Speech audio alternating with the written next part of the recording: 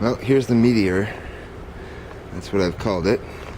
I've still got to work out a fastening system, a quick release for the top.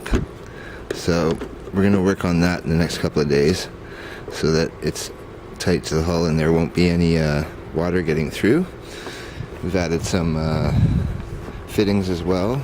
Got the windscreen now, which I used a very thick water bottle like you find in an office, and I found the right angle around the bottom, and then I cut out the windshield to look like a 50s blue windshield, sort of the blue plastic of the Japanese toys. Now we have our cockpit position here, so we'll be able to see the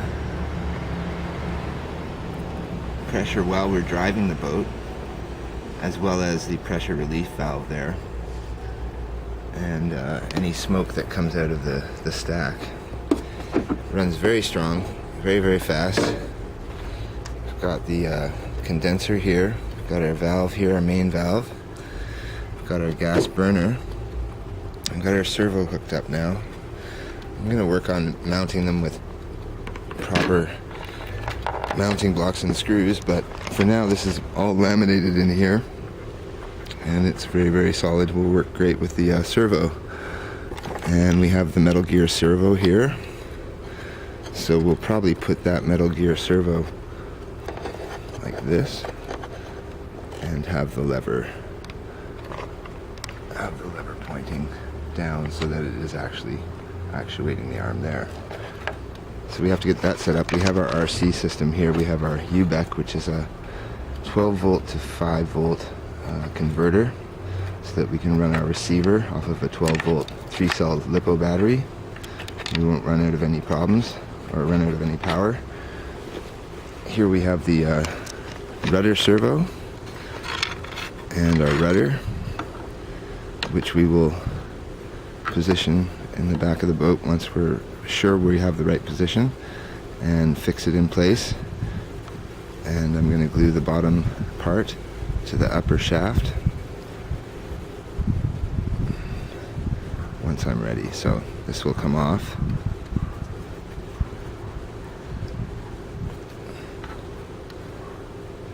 And fit up through the bottom there like that. So there we go, and then we have our exhaust here for our condensate that's coming out of the collector here, so we won't be depositing oil anywhere. There's the rod and the horn for the servo here.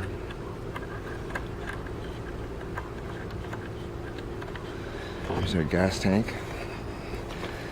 Hull is completely coated with polymer epoxy paint, basically, or clear coat.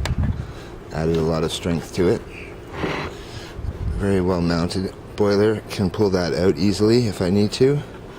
Can pull that, service it, but otherwise we'll be able to operate it with the top on, because we have our butane tap here as well. We can make sure that the fire is not escaping the actual boiler area.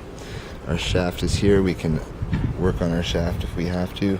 I had a coupling in there, but it really wasn't working too well, and so I had to use a flexible latex tubing, but it is very, very well put in now, and it's quite solid. So for the limited amount of running that we're going to use right away, we'll use that, and then if it becomes something that I'm going to use a lot every month or something, then I'll put in a proper universal coupling.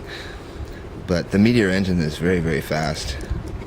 Excellent boat motor, and very happy with the build so far. The drying of the wood, because the hull was so old, I let it sit for a month or so, and my laminations stayed on, which I'm really happy about. Had a couple of bubbles down here, but I added a 2-part metal epoxy to the front of the boat here. So I'm building this up, and then I'll sand it down, and that'll be good in case I hit something that's quite hard. I won't damage the hull. So there you go. That's the Streamlinia style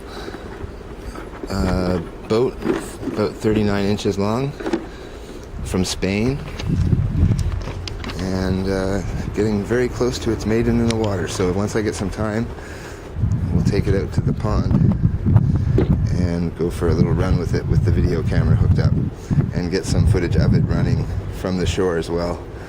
Been a lot of forest fires up here, and I have a friend who's being affected by it, so had to spend a lot of time waiting to go back and help him out at his property. So I've been not able to make as many videos, but I do have 2 really cool steam engines coming this week. Hopefully I'll get some time.